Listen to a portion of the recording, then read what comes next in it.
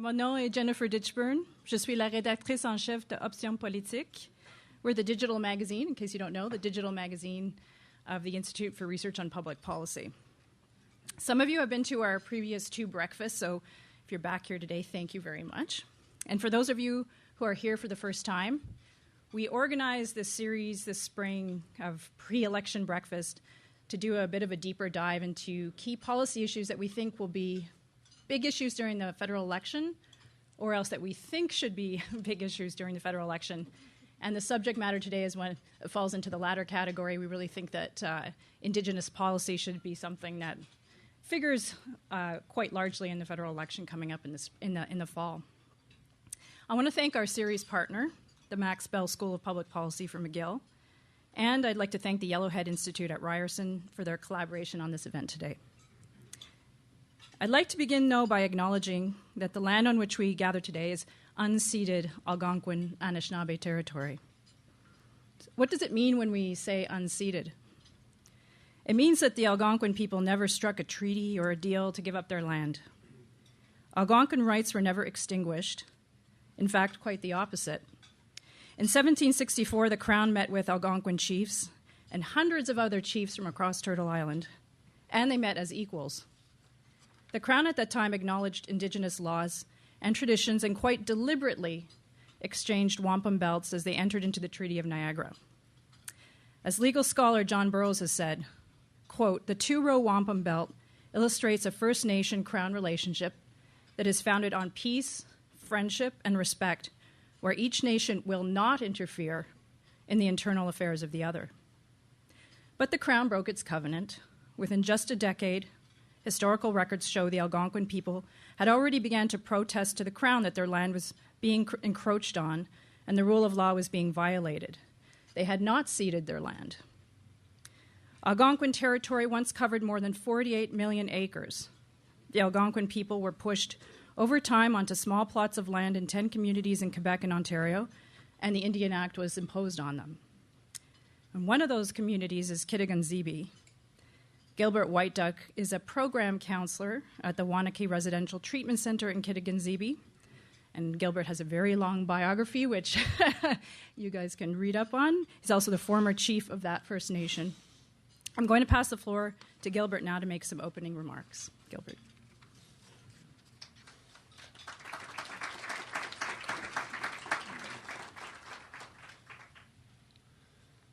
Kwekwe. Gilbert Whiteduck, Nidishikaz, Kittigan-Zibi, Nindonjiba. Bonjour, bon matin. Mon nom est Gilbert Whiteduck. Je suis de la communauté de Kittigan-Zibi, à 130 km d'ici. I'm very pleased this morning to just address you a few words that I given this opportunity from Jennifer. I was indeed chief of my community for 7 years, but I spent most of my life in the field of education, helping put in place a community school in our community so that we would have control of our education. But I do want to mention that, the fact that this event and many events are held in the National Capital Area, which for us is a very sacred land where our ancestors did meet by the Chaudière Falls and where ceremony took place. And ceremony even today continues to take place on this ancestral territory, which indeed we've never ceded, but rather we shared against our will, I suppose, and we continue to share. And certainly this is an unresolved grievance that still exists today. Recently, I was having a look in my genealogy and found that I was a descendant of a warrior chief from the 1700s. Interesting, because the Anishinaabe people did, serve in the War of 1812 along Tecumseh.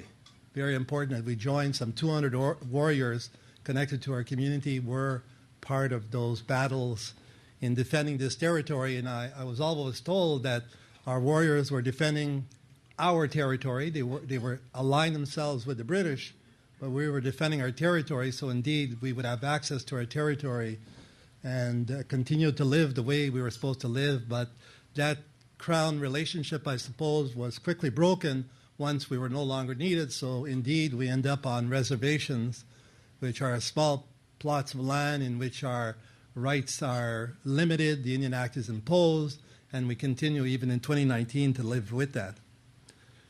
I do want to mention to you that, when I left the position of chief back in 2015, and being chief can be a very challenging position at the community level because you're expected to be everything to everyone, and you're supposed to be knowledgeable about everything, which is never the case, but you're expected to. So it can be very demanding. A short time after I left being chief, I went to work in a First Nations treatment center. It's a treatment center in a community that serves First Nations from Quebec all across Canada and Inuit people. And I want to tell you that in my experience in that treatment center, it opened my eyes like I never opened before. The majority of people who come for treatment for a 32-day period are looking to reconnect with themselves. I have worked with a lot of women, primarily women, young women who have come, who are seeking to break free of their dependence. But more importantly, what I was seeing were individuals that had this intergenerational trauma that was still lingering from way back. And the trauma was the disconnect from the land, the disconnect to their identity. And I came to realize, in a way that I never done before, that a lot of this was very much based on this, I guess, unresolved Crown First Nations relationship, and now we hear of reconciliation.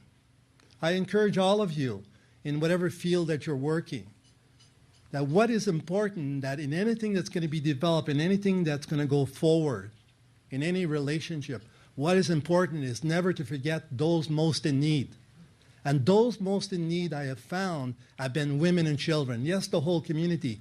But I see women suffering, strong women with tremendous opportunities, tremendous wanting to do something, but caught up in this quagmire of regulations, of Youth Protection Act, and suffering.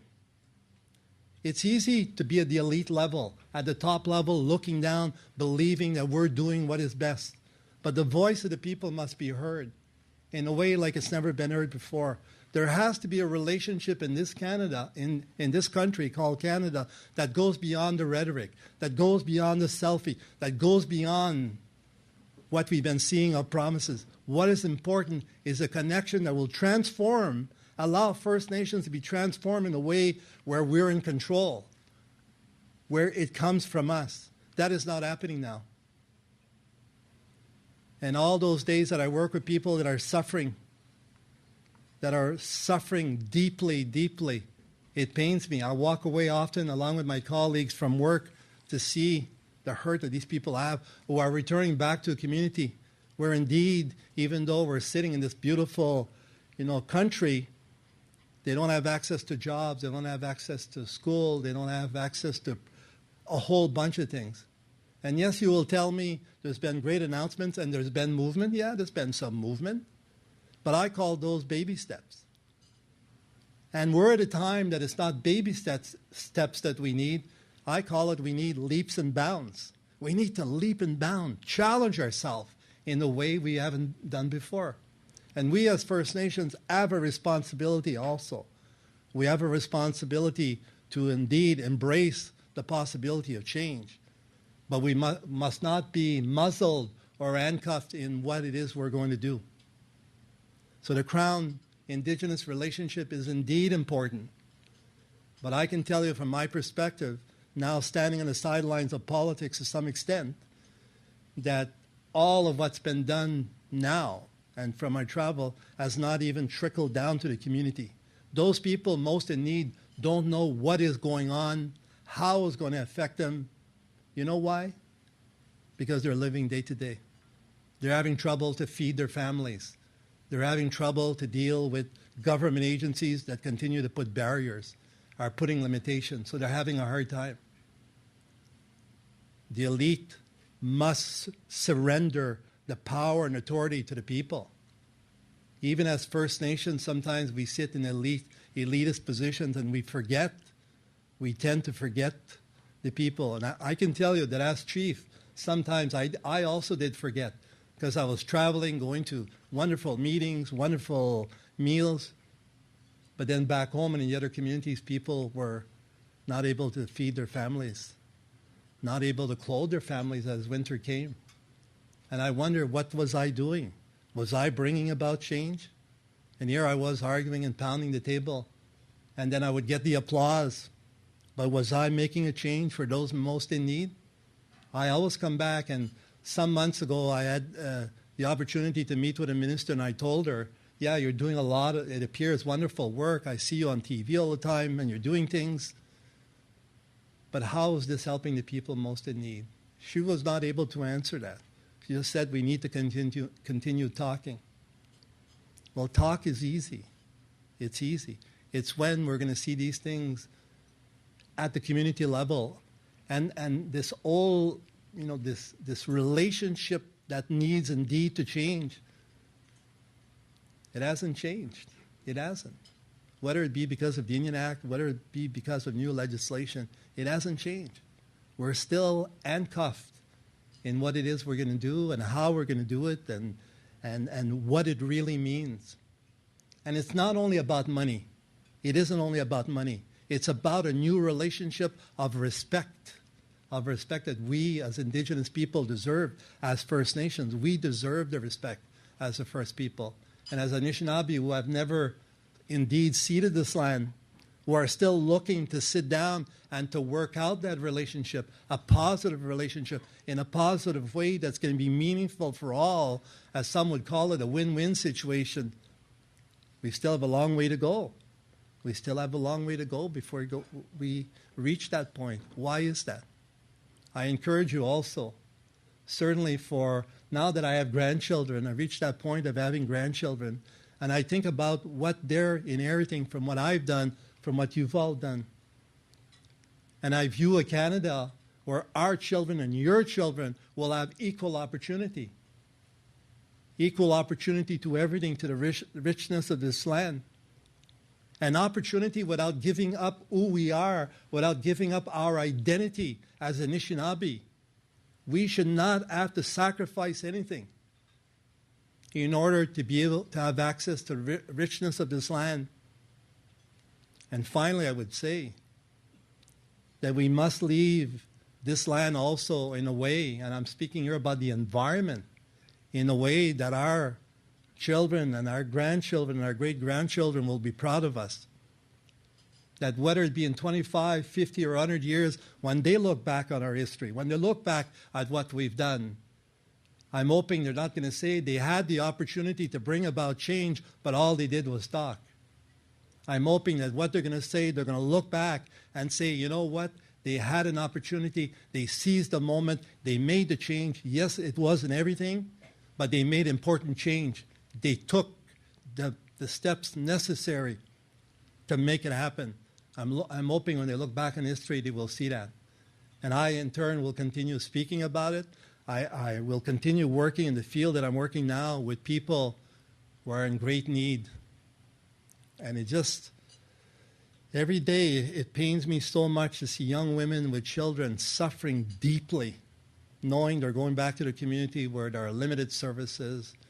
And like I said earlier, they're not prepared to engage to talk about higher level issues unless the day-to-day, the bread and butter issues. And all of this also can only be resolved once the land issue is resolved. It's not program by program. It's not incremental. It's going to be about dealing with the land issue and our rights to the land in order to get those resources so indeed we can have that autonomy that we've sought for a long time. Without access to the land and limited to the confines to the reserve, it limits what we can do.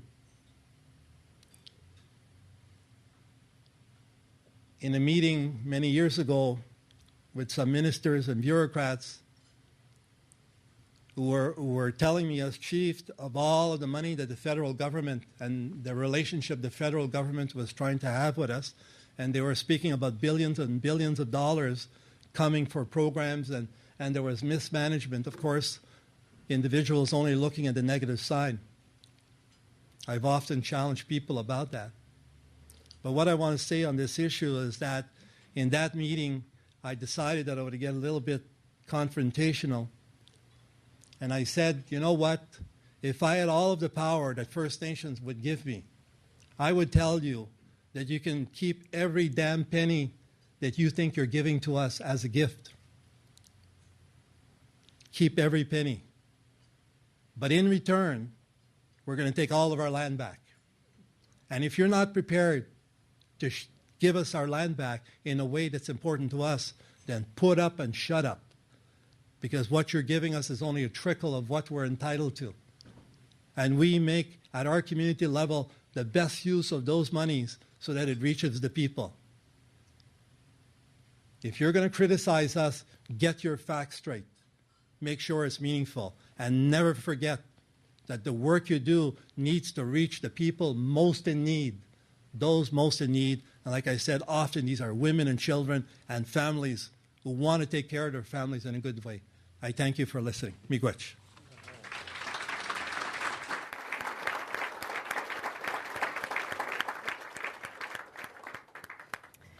Miigwech, Gilbert. We've only known each other for a short time, but my experience is that you always speak from the heart. So thank you very much for the very thought-provoking opening. So let me introduce our three other guests, and you can check out our website for their full, very impressive bios. Chief Marilyn Slett is the elected chief of the Heiltsuk Tribal Council, now serving her third consecutive term. She's also the president of the Coastal First Nations. Brock Pitawanakwat is associate professor and program coordinator of Indigenous Studies in York University's Department of Equity Studies. And Hayden King is the executive director of the Yellowhead Institute and advisor to the Dean of Arts on Indigenous Education at Ryerson University. Let's give them a nice welcome.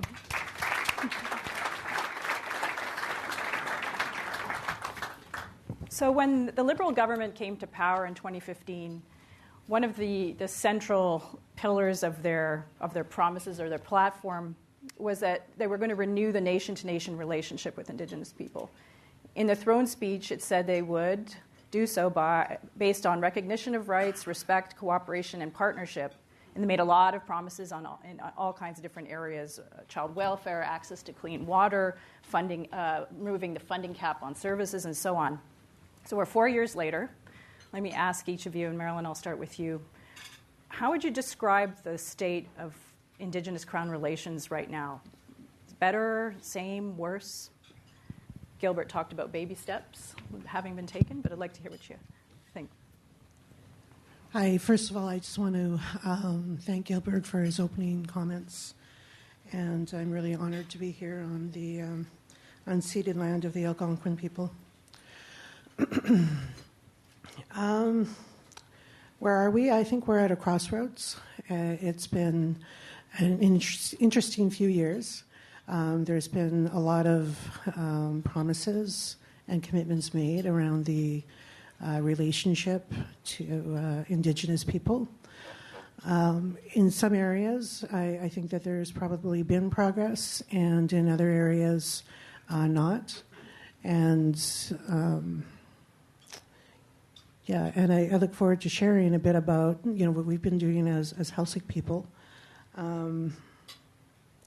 Getting back to some of the comments that Gilbert had made around the land, that is certainly one of the areas that is primary to the conversation of Indigenous people when we talk about the development of self-government or the moving forward of our Indigenous communities in partnership.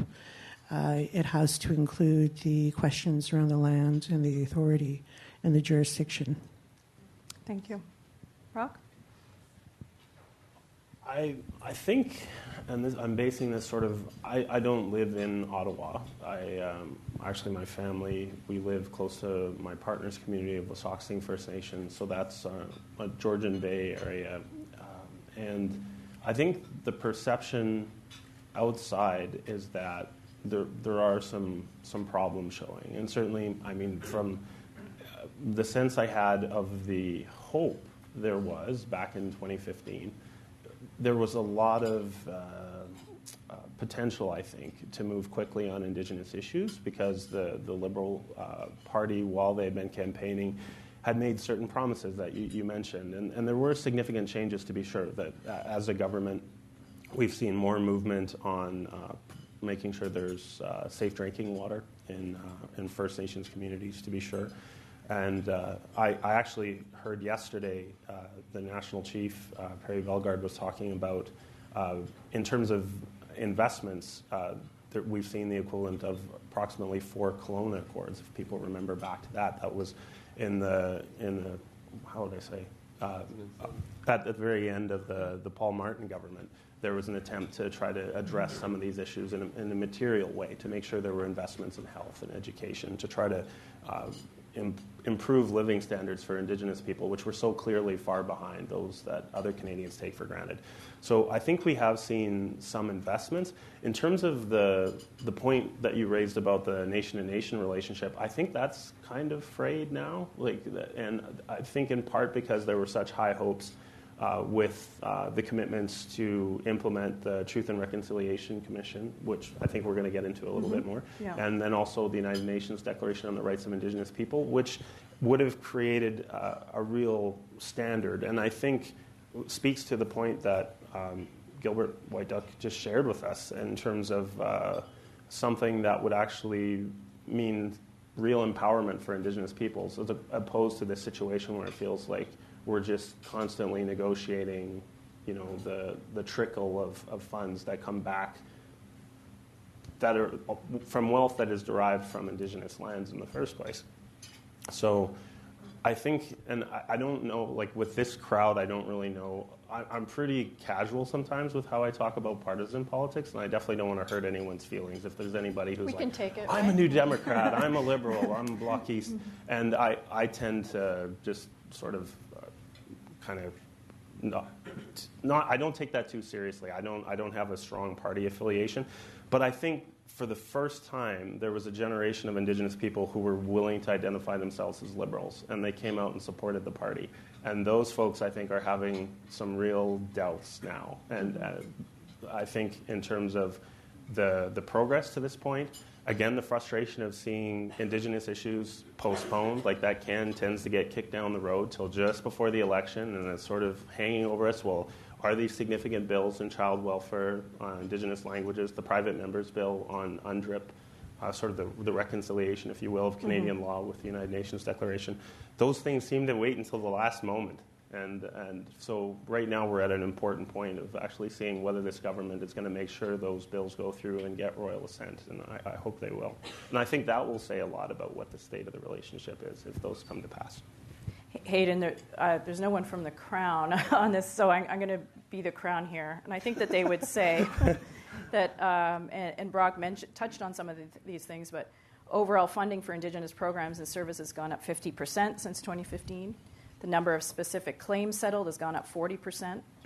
80 long-term drinking water advisories have been lifted, 45 more than were resolved in the previous 4 years. Those are just a few things that I imagine that they would say. At least they were set in the budget. What's your view on how things have advanced or not advanced? Yeah, I think that hard services are important, and Liberal governments of the past have focused on hard services. The Kelowna Accord was all about programs and services, addressing some of the things that that Gilbert pointed out in his opening remarks, and thank you for those. I think they captured really well the state of the current relationship. But there isn't really significant conversations around lands and resources, which is what Indigenous people have been demanding for a very long time. I mean, it's one thing to try to help Indigenous peoples become better Canadians and improve a quality of life, but it's another thing to talk genuinely about a nation-to-nation relationship and conceptualizing what decolonization is, or even reconciliation is, in a meaningful way. And I think a lot of people expected that with this government 3.5 years ago. Well, I mean, maybe not that many people expected it, but there was a change in tone from the previous 10 years, and there was definitely some optimism. But as Brock said, the relationship is starting to fray. I mean, Judy Da Silva, the great Grassy Narrows leader, activist, grandmother, clan mother, spoke last week and said reconciliation is a dead word. I mean, this is a government that could be shepherding the end of reconciliation, and that's not really a record to be proud of. And to be fair to the Liberals I think they have opened up some discursive space. First, you have to credit First Nation, Métis, and Inuit leaders and activists and writers who have been campaigning for change for multiple generations, and all of the credit belongs to them. But this government has responded to that and opened up that discursive space where we're having conversations in this room where over the past 3.5 years, Indigenous issues have been a priority. At least talking about Indigenous issues have been a priority. But unfortunately, that meant they stuck their neck out and have to fulfill commitments that they made. And when those commitments haven't been fulfilled, well, it just indicates that there was no real commitment in the first place, or at the least that it is more apparent that things are going sideways again than, say, under a Harper government that just didn't want to talk about Indigenous issues, and we knew where we stood. Right now, it just feels like a betrayal, and I think that's why it's more hurtful, I guess, to be, I don't know. I'm not that hurt. It's, but what you're saying is that hopes were raised. And, yeah, hopes were raised. Hopes were raised. I mean, we're cynics. Indigenous people are cynics in this relationship with the Crown, with Canadians, and it's sort of not that surprising when promises aren't kept, commitments aren't made. But I think it's just amplified given the level of rhetoric and discourse with this particular government. So, Marilyn, one of the areas where the government has put a lot of emphasis is on something they call recognition of Indigenous rights and self-determination tables. Right now, they say there are 75 of them across the country, including one with the Heiltsuk Nation. I have to say that I've gone on that website a gazillion times, clicked on all of the table links, and I still cannot figure out what is happening at those tables. And I've actually told people in the government, how are we supposed to figure out what exactly you're doing if you don't put any information up? But that's a whole other story. So can you explain to us what happens at these recognition of rights tables in a concrete way? In a concrete way.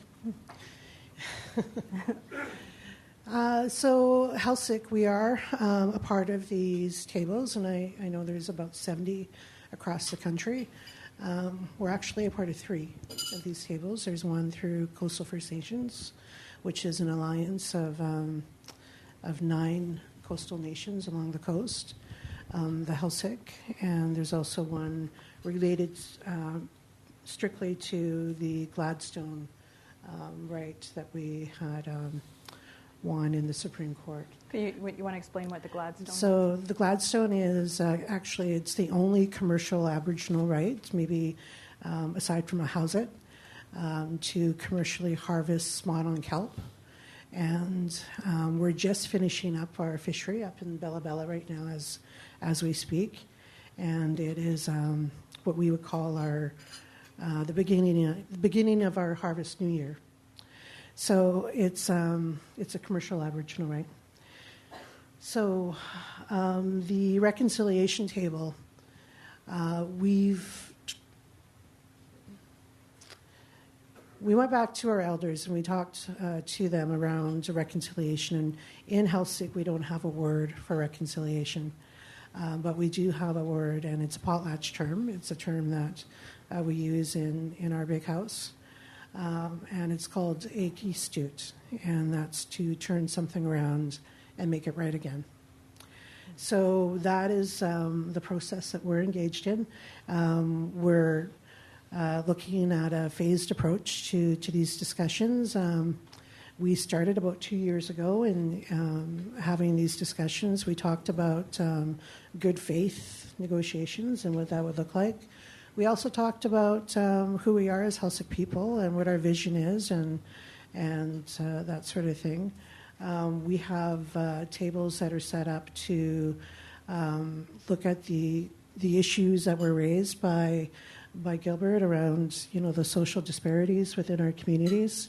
And we also have tables that are looking at the more complex issues of self-government, title, jurisdiction over our territory.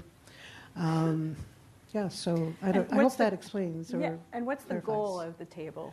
So the goal of our tables, the Coastal First Nations table is more of an economic model, and it's around access and access to resources. And we're mariners, we're a fishing community, so it's really based on the fishing, around our communities and that sort of thing. Gladstone is the financial component of the right that was infringed upon by the government, and it's really looking at their germane case. So it's financial, and the áwázitų table is looking at essentially the land question and governance. And, we talked about funding, and we talked about some of the commitments that were made. Without settling the longer-term questions around resource access and jurisdiction and authority, communities cannot and will not ever be able to be self-governing on transfer payments. That's not how it works. It's until we get those questions settled. So our vision, is certainly around making progress and having agreements on the title of Heiltsuk land. And do you feel that this process is better than what existed before? Is it actually making any headway? We feel it is. I mean, we're early in the process, and we don't have any misconceptions that reconciliation is going to happen overnight. This is something that took a long time for us to get to this point and where we are. So it's not going to happen overnight. But we do feel like the discussions that we're having are forward planning and forward looking. And is good for Heiltsuk. I also need to say too, that we also see what's happening outside of our tables, and it really affects Heiltsuk as we're moving forward in this process. We really want to make progress and do these things for our community, but when we see things that are happening outside of our communities, it really does affect, what we do. You're talking about Wet'suwet'en, yeah, and it must have a lot of resonance in the community. It does, and we have a lot of very strong young people in our community, and to put a bit of context to that, I was thinking about it last night. I grew up, and I would say, as a status Indian, and with my father, with his growing up with the prohibition of our culture, right, and growing up in residential school. So I knew I was Heiltsuk, and I went back to my community every summer and would spend my time with my grandparents.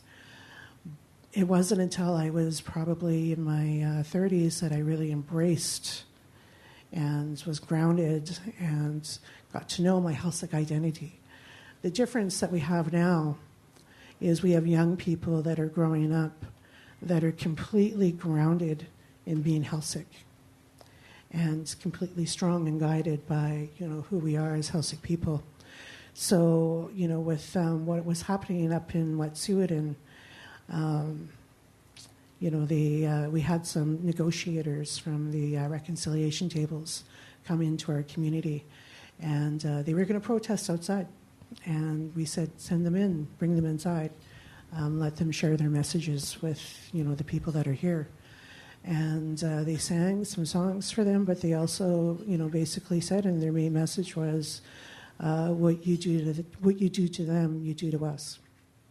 Because we are all one. And that was very powerful, and just very proud of them. Thank you. Brock, you worked on the Truth and Reconciliation Commission. The government committed to delivering on the 94 calls to action, or at least the ones that applied directly to the Crown. Mm-hmm. Very generally, how do you think that the government's done in terms of that commitment to the TRC calls to action?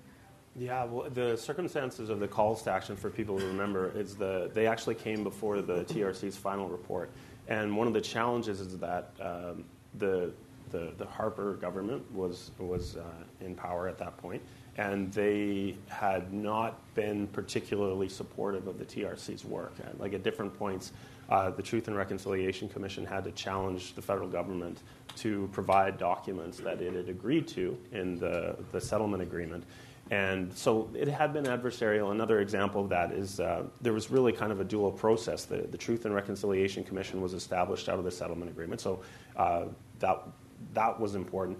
But prior to that, there had also been the Aboriginal Healing Foundation, which provided a lot of the community-based services to actually empower people to, especially former students, but also those who were affected intergenerationally, to kind of come to terms with the residential school experience and the impact that it had on them and on their communities.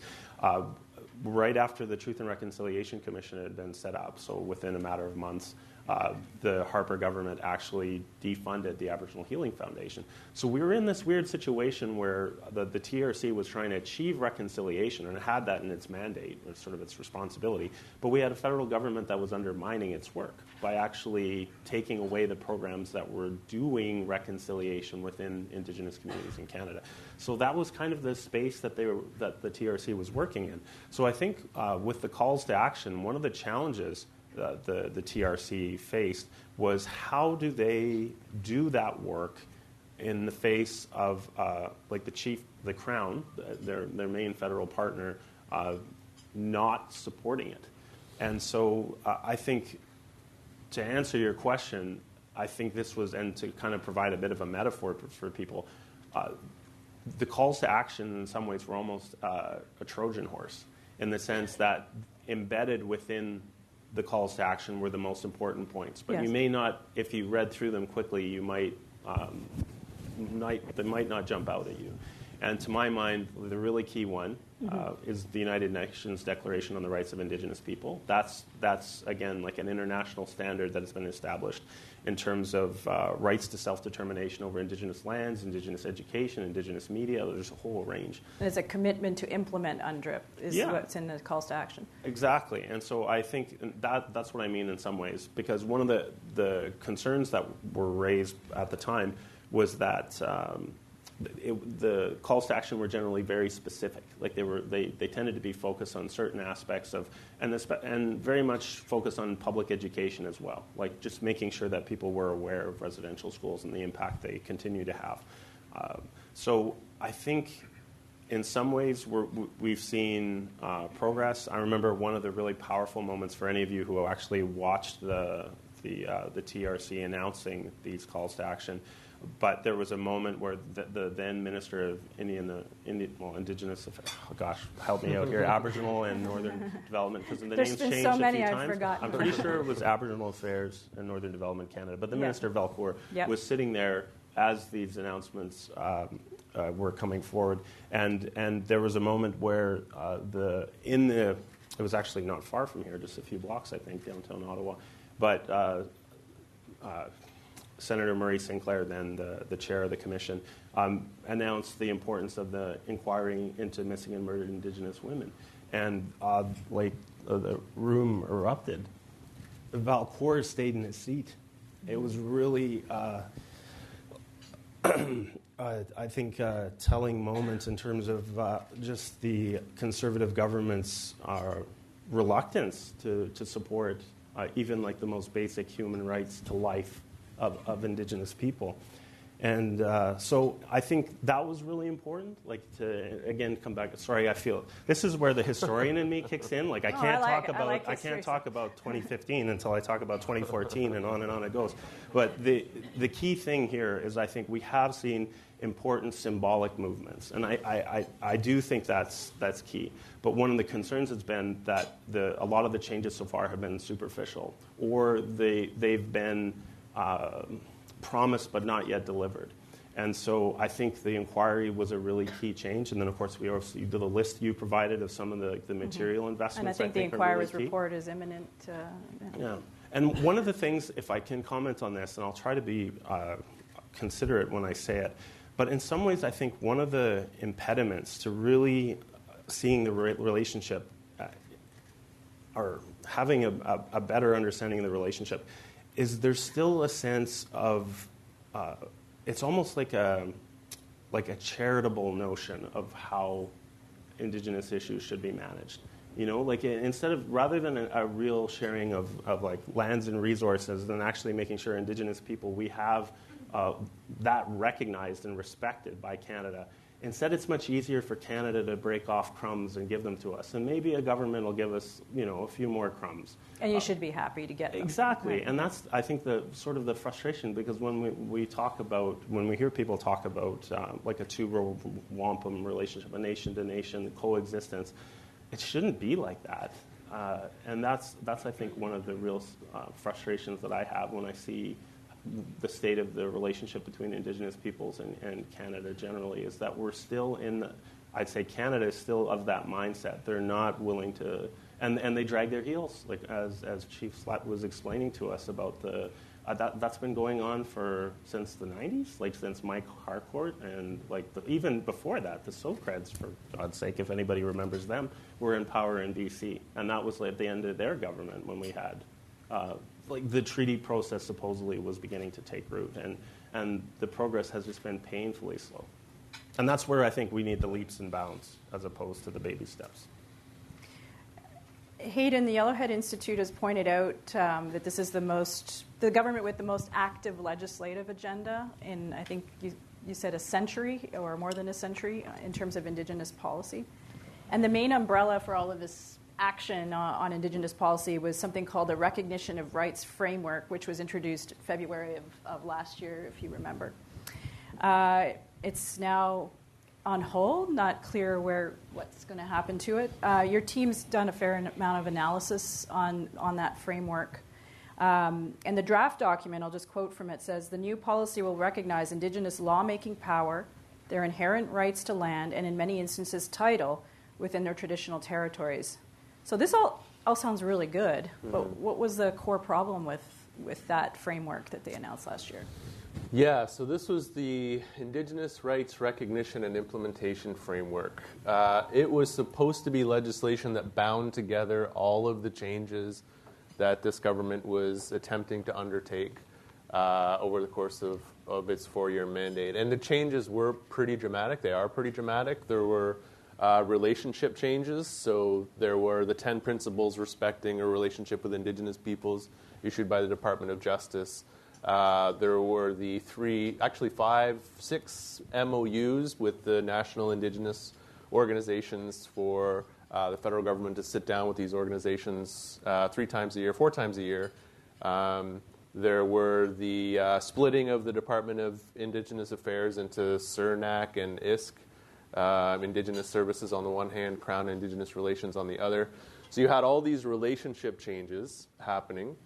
And then you had a number of policy changes, so that the policy changes ranged from the changes to the fiscal relationship, so moving away from sort of the 1-year contribution agreements to potentially 10-year funding blocks.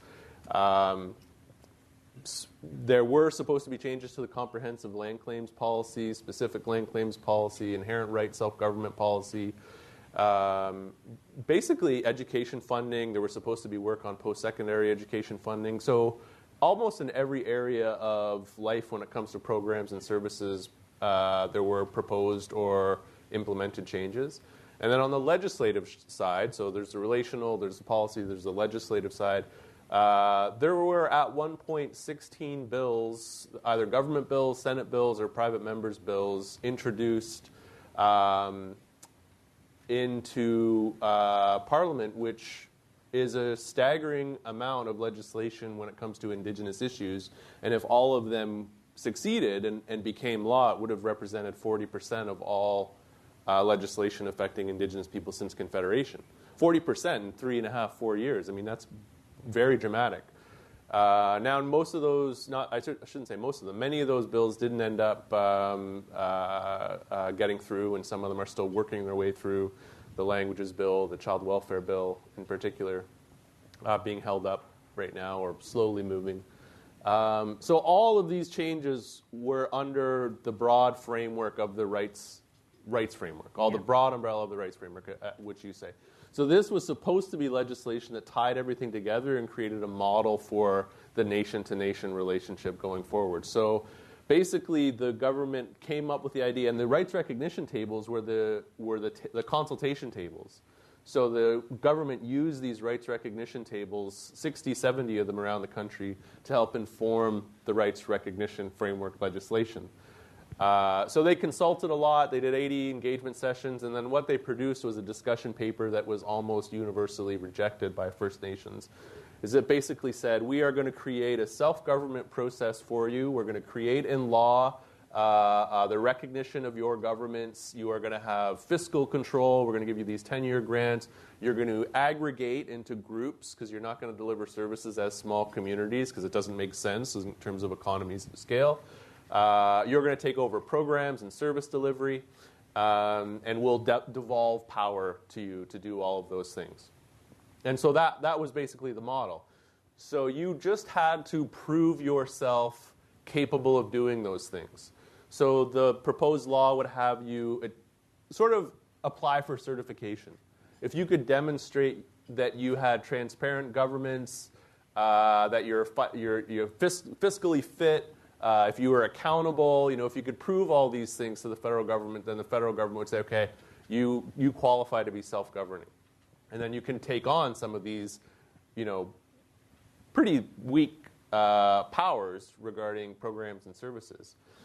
And so, as I said, First Nations reacted very negatively towards the discussion paper when it was released and saw it as basically just, getting some administrative power over programs and services.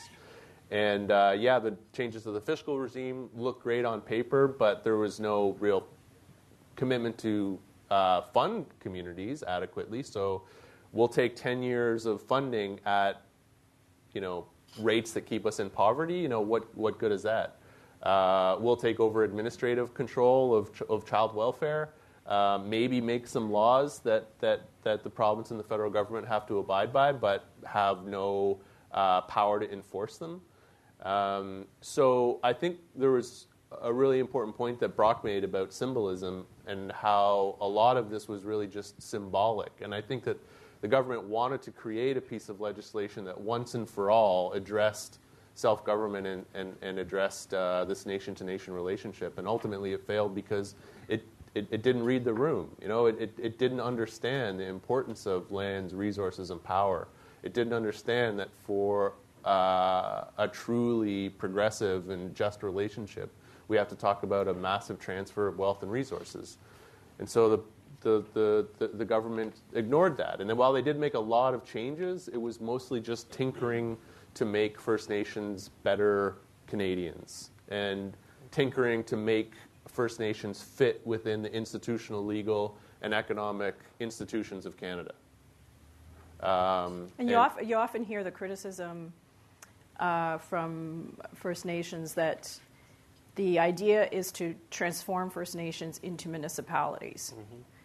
Can you explain that for people who might not understand how that would come about, or why you can see that from the legislation or what they said that they would do? Yeah, I'm not so sure I would go so far as to say that the goal was to create municipalities, but in 1969, Pierre Trudeau proposed a radical new Indian policy, which was privatize reserve lands, have First Nations relate to their governments the same way as other Canadians do, so get their programs and services from the provinces, focus on economic development, and remove any mention of rights or treaties or anything like that. And so this would effectively create communities. First Nations wouldn't disappear; they would just become municipalities under provincial regulation. And the federal government would no longer have the obligations that it continues to have. And so that municipalization critique emerged out of that philosophy because it was very apparent to First Nations at the time that was the goal. And I think that critique has had legs through the years, and a lot of critics of the government's approach are now looking at the policies and legislation that's coming from this government and seeing a lot of similarities to that white paper, and seeing a lot of similarities to the philosophy of turning First Nations into basically just these ethnic municipalities, that over time you'd see migration out of the communities, you'd see migration into the communities, and then over time there would be no real First Nations to speak of. So that's sort of where the critique comes from. I'm not entirely sure I would use the term municipalities, because we are talking about service devolution of provincial-like powers to First Nations. So it's sort of quasi-municipal, but it's certainly not the nation. It's a form of self-government light, I would say.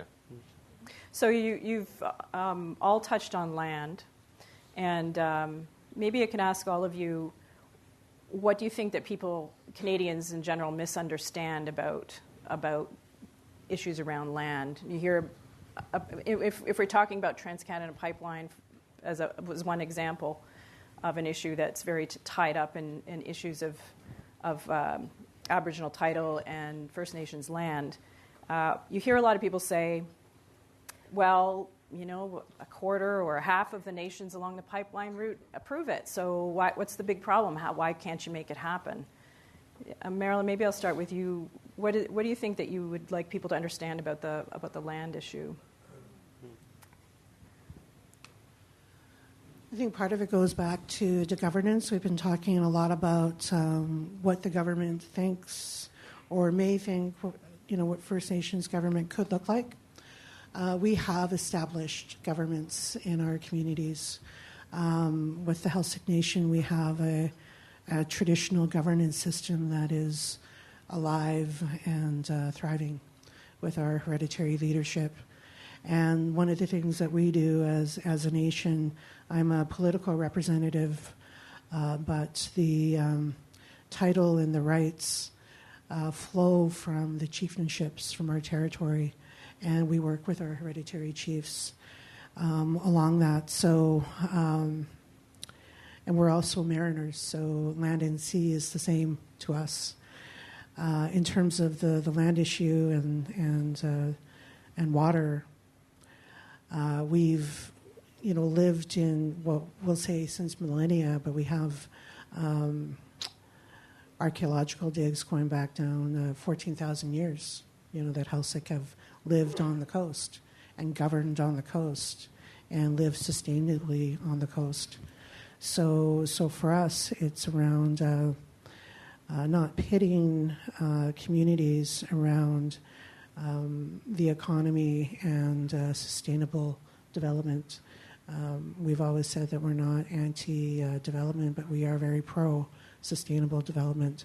It needs to, what we do within our territories need to align with our cultural values and our values of Heiltsuk people. In terms of Trans Mountain or any other Enbridge, shipping has always been one of the major concerns for our community. We had a small oil spill 2 years ago that devastated one of our major harvesting sites. Still not able to harvest there today, and impacted the winter economy of my community. So there's a lot going on. And where are things in terms of title? In title? For the Heiltsuk Nation. So in terms of title, we are discussing title at our reconciliation table. But just to back up a tiny bit, October 2015, the Heiltsuk Nation put together a declaration, and it was our declaration on title and rights. And it was a declaration coming from our people, coming from our leadership, coming from those that led before us, bringing it all together into one declaration. But we had in our declaration talked about many different forms of tools in our toolbox, and we've been a community that has, and I don't really like to use the term civil action because that implies something else, but we've gone out and we've protected our land and our resources, and it has been women in our community that have led that charge. And then we've also, relied on the courts sometimes as a last resort. It's not something that we go out and do first. And then we've also negotiated agreements. And we think that, employing all of these is something that we've been able to do. And title is something that we're talking about with the government. We have a vision of jurisdiction over Heiltsuk territory. And that's true to us, and that's what guides us in our dialogue. Thank you. Brock and Hayden, why is land so central to every discussion on Indigenous policy? I don't know. Everything boils down to the land, right? I mean, Levi Descahe, Levi General in 1923, talked about how Ottawa and Washington have a silent partnership of policy to break up every tribe of the red man as to dominate every acre of territory. The goal of Canada since its inception is to settle the land to productive use and get Native people out of the way. And that dispossession has been undertaken through a number of tools, whether it was the treaty-making process, whether it was the Indian Act, whether it was residential schools, the reserve system. All of those have been undertaken with the aim of getting at the land. And so the corresponding dispossession of Indigenous people results in the socioeconomic challenges that we have today. I mean, it's a very simple logic. And in that sense, the dispute over land and jurisdiction over land underwrites, or rather animates, every discussion that we have about Indigenous issues. And for a lot of First Nation people in particular, there has been no agreement to share the land in the ways that Canadian have interpreted. So whether it was the pre-Confederation treaties, whether it was the Confederation-era numbered treaties, even the modern treaties today, there are usually competing conceptions of the agreements that we came to. You ask people like Brock's community or my community who exist on these little postage stamp reserves if we agreed to that deal when we negotiated a treaty with you.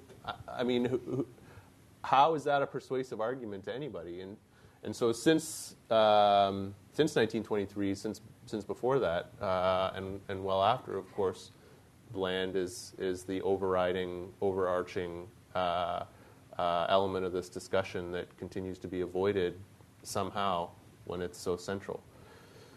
And Brock, it seems like the government is always trying to get people to prove. And Gilbert and I had a discussion about this a few days ago, that the burden of proof is always on Indigenous peoples to prove their title with a criteria that's set by the Crown. Sure. What kind of challenges does that pose to going Sure. forward with a nation-to-nation relationship that they want? Well, if I could back up to the question you also asked, Chief Slett, about what is, I wrote down, what do Canadians misunderstand about Indigenous land? Answer that. and the part, like, to kind of, again, create an analogy, it's sort of if I approached anyone in this room and suggested we open a joint account entirely based on your wealth, and then over time I would use approximately 99.8% of that wealth. And, how would you feel about it? Like, probably pretty ripped off, especially when the original agreement was that, we're going to share this wealth that belongs to you in its entirety at the beginning. And I mean, looking at it from an Indigenous perspective, that's exactly what happened. I mean, and for like on a lot of the coastal communities in BC, their lands were even further eroded, with the logic being that many of the coastal communities would have access to the water, and so they could harvest from there.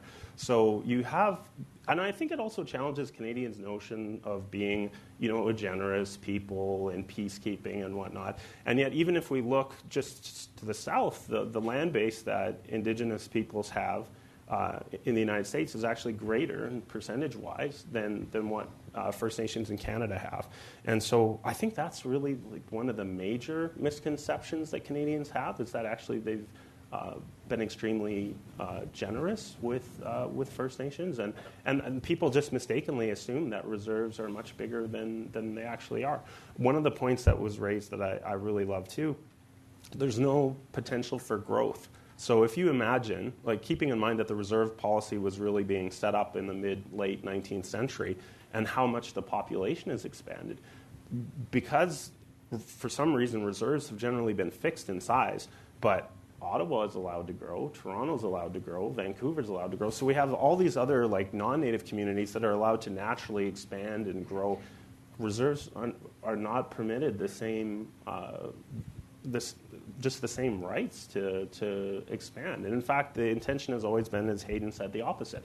One thing that I find really telling in Anishinaabe, our language, the word for reserve is ishkanagan, and the exact translation of that is the crumbs, the leftovers. So if you look at your breakfast table and you see like some crumbs scattered across the tablecloth, ishkanagan. That's the leftovers, and that is how our people conceptualize reserves policy. Is it was the little crumbs left over from our full territories. Marilyn, you wanted to say? Yeah, I have something really, it's quite short, it's not going to be long, but it will give you a context, and it speaks directly to Brock's point. This statement was made by one of our hereditary chiefs in 1913 at the Royal Commission, and that was the commission, where they went around and developed reserve systems. And this is also what guides us in everything that we do. We feel we own the whole of this country, every bit of it, and we ought to have something to say about it.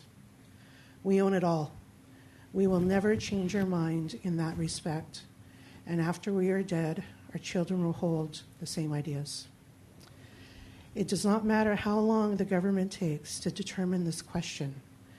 We will remain the same in our ideas about this matter. We consider that the government is stealing the land from us, and we also understand that it is unlawful for the government to take this land. And Bob Anderson was a young chief. He was about 21 years old when he made that comment at the Royal Commission. And there is not one Heiltsuk person that does not know that statement. Mm. Thank you.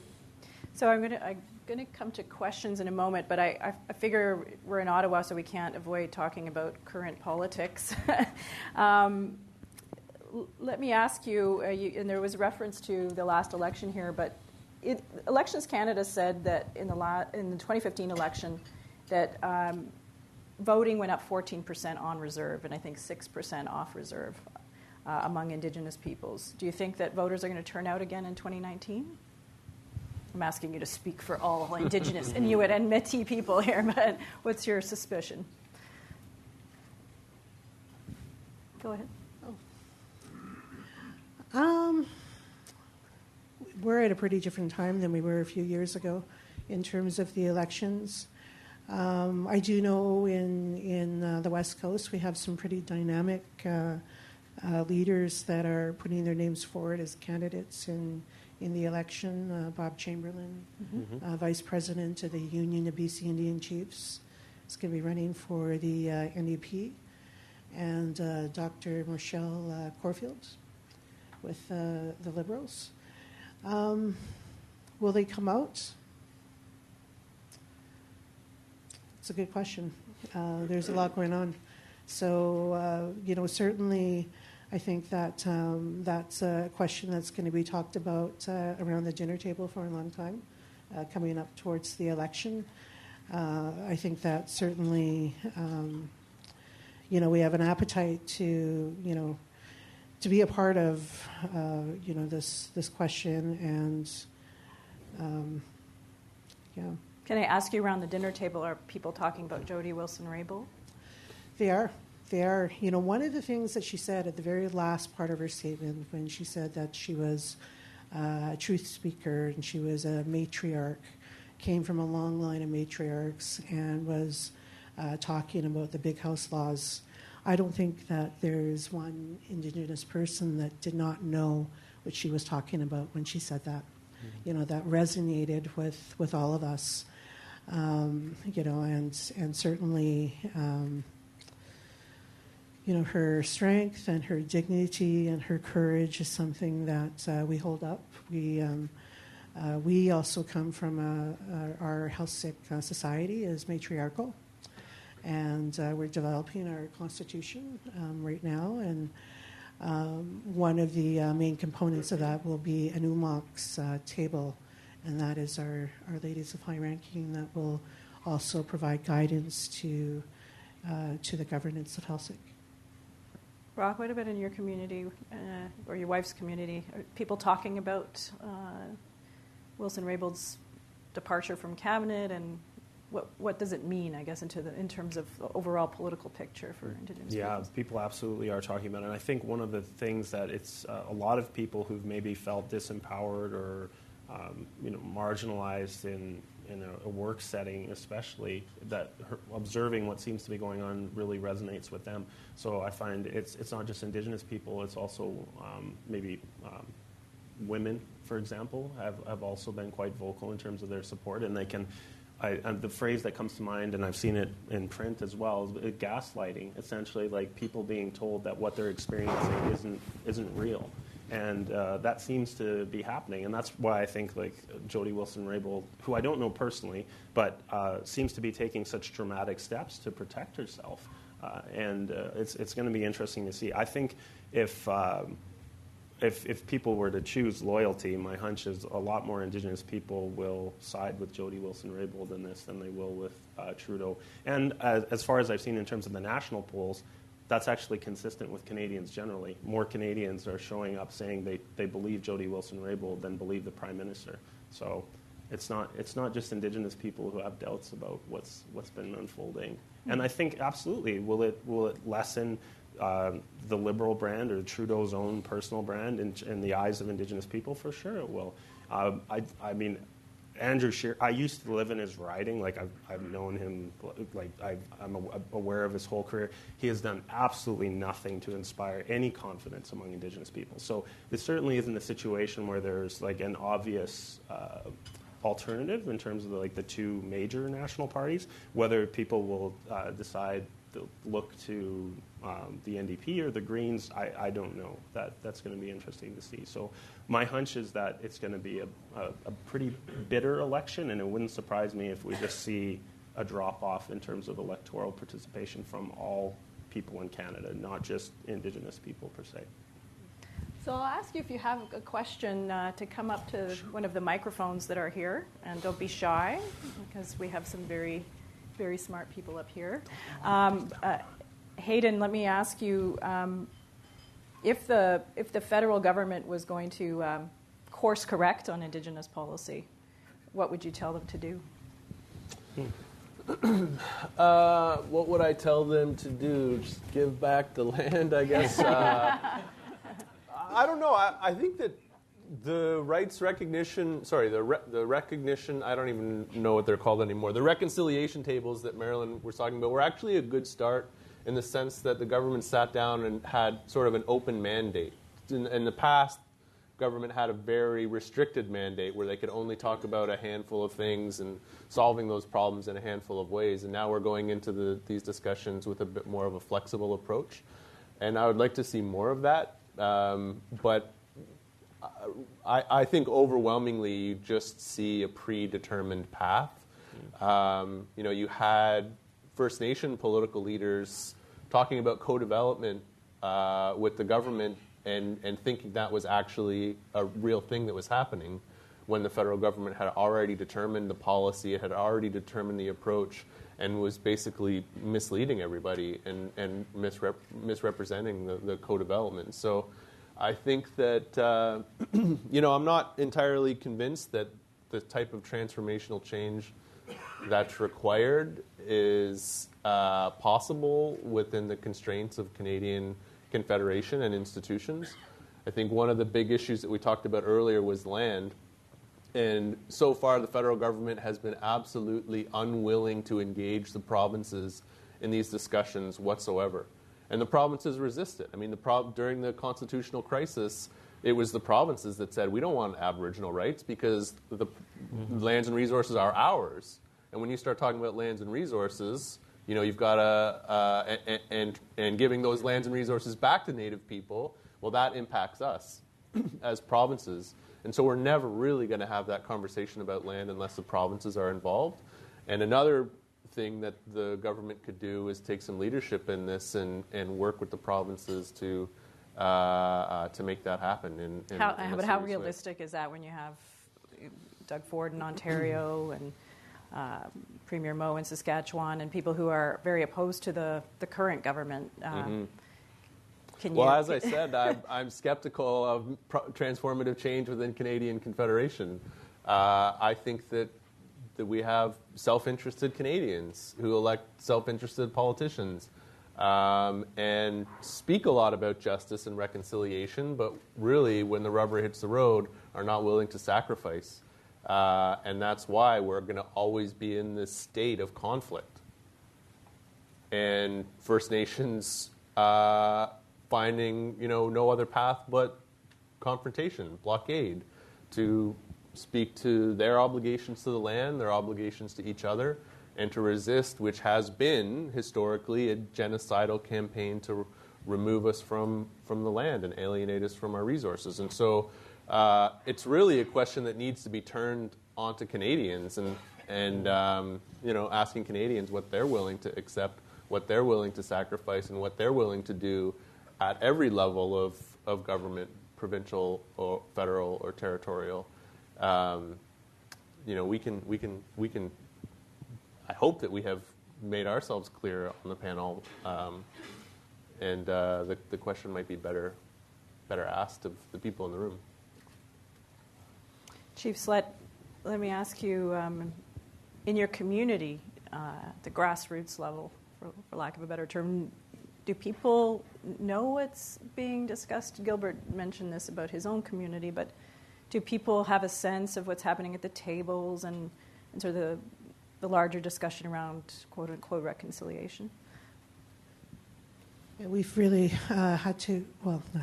taken a community approach. So we have focus groups within the community and sector tables that meet with the sector leads in the community. So if we're talking about the social issues, we'll talk with the departments that manage those departments.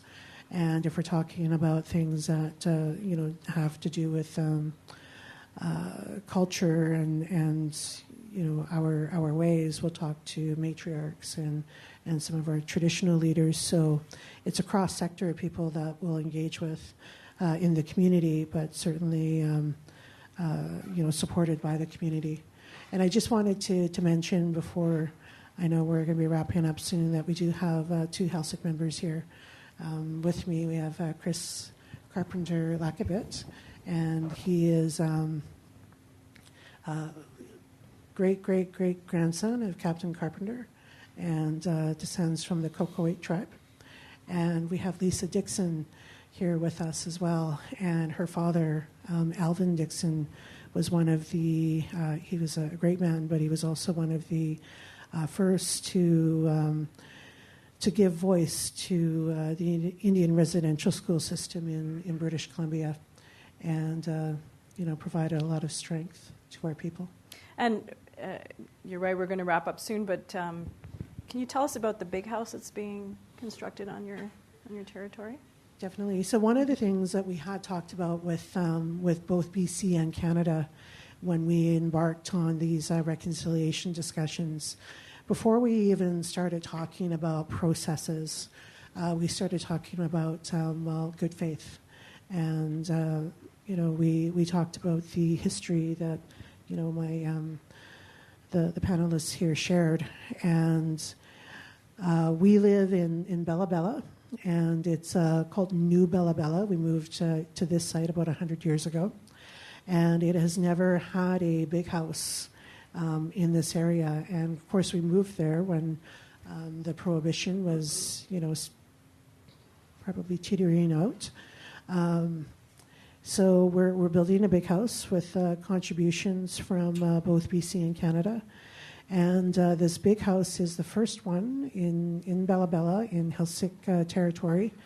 And it's magnificent. It is in the center of our community, and drive by it every day when I'm going to work. But it's something that we know that is going to fill a void that we didn't know that was there when, because we practice our laws, we practice our culture in our gymnasium, and now we're going to have this big house here in the community.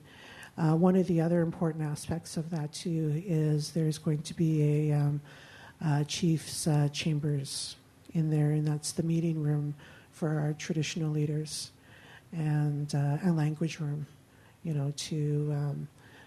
to revitalize our language. So it's exciting. Yeah. Thank you. So part of our responsibility, if you read the TRC recommendations, the calls to action as non-Indigenous people, is to educate ourselves. So I thank you for coming here. Those settlers here in the room, thank you for listening. And I certainly feel like I learned something today from Gilbert and from Marilyn and from Brock and from Hayden. Thank you very much for being here today. Thank you.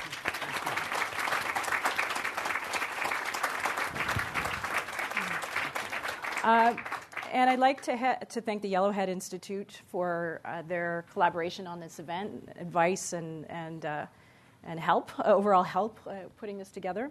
And also to our series partner, the Max Bell School of Public Policy at McGill. And I'm going to ask Chris Reagan just to close the event for us. Thank you. Thank you, Jen. And I will be brief. I know that you all need to get to work, although I, for one, could sit here and listen to this panel for another hour, quite happily. So thank you, Marilyn, Brock, and Hayden, and Gilbert. Thank you very much for an impassioned and reasoned and educational and, frankly, I think humbling discussion of this whole issue. I'm an economist. This set of issues is way outside of my professional expertise. I have spent most of my time thinking about central banking, monetary policy, and lately about carbon pricing, and I used to think those were complex. And when I think about the set of issues that have been discussed here, man, is there complexity here. The Max Bell School of Public Policy is a brand new school of public policy at McGill University, and I won't go into a long song and dance about the many things that we hope to do. But if there is one concept that I hope permeates everything we do, it is about complexity, about how policy is complex. And good policy doesn't just happen. You've got to want it. You've got to work hard to get it. You've got to think through it. And when I was struck by something that Hayden said about a sense of betrayal among Canada's Indigenous people, based on betrayal by the current government that raised hopes in 2015 and then hasn't satisfied them. And I wonder if the government in 2015 wasn't sincere by their statements in 2015, or whether they were completely sincere, but it just proved to be way harder than they thought it was going to be. And I hope the answer is the latter. But then pushing ahead through that complexity means that you've got to really listen to what people want and believe. And I was struck by the concepts about the words, about the crumbs, and just the different perspectives on different issues. So thank you all very much again for this discussion. Thank you all for coming. The next event that is the last event of this type, not forever, just for this season, will be May 7th in this room, and it will be about a really simple issue. And it's electoral integrity and disinformation. We'll just knock that one off in 90 minutes. So May 7th in this room, Jen will be in her chair, and 3 completely different people will be here talking about that issue. So thank you all very much for coming. Thank you to Policy Options. We're delighted to be partnering in offering this event, and we hope you'll come back for breakfast in about a month. Thank you all.